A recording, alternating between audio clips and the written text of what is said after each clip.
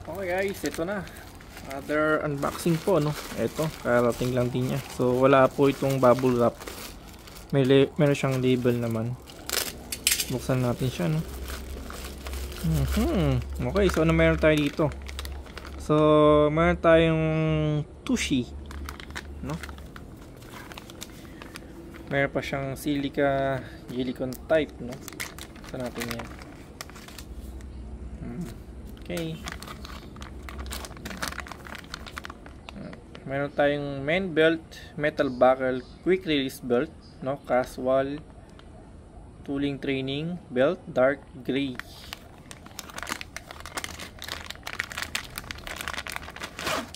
Ito siya, no. Tushy. Actually ito printed lang siya, no, pero di ko lang sure kung magtatagal siya sa pagka-print. Itsura pa lang kasi makita natin kung talagang maganda yung pagkaka ano sa kanya. Dapat engrave na lang nila, no, kung sakali. Pero baka kasi kung i-engrave mo yung ibang ano brand, di ba?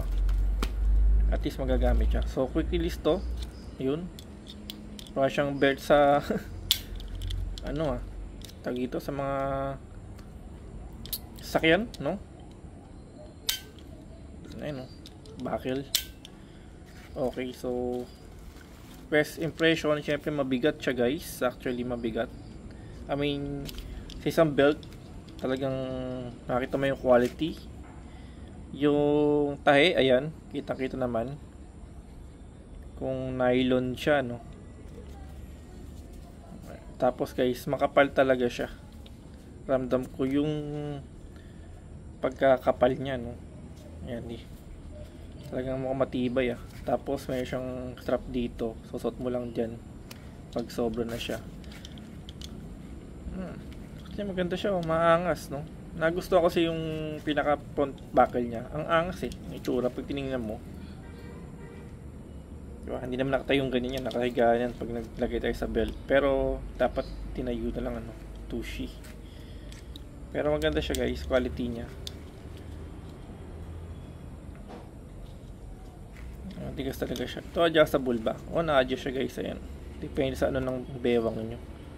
Tapos dito, syempre fix to, ayan. Pero talagang totally ano siya, no? Magandang pagkakatahi sa kanya, Yun, ayos na ayos siya, diba?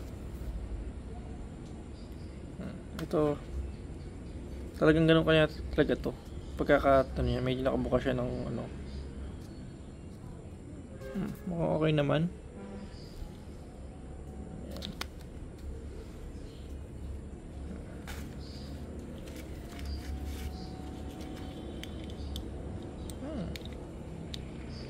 Salpak lang natin siya dyan.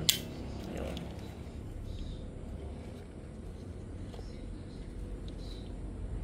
Okay, so yun lang guys, and thank you for watching po.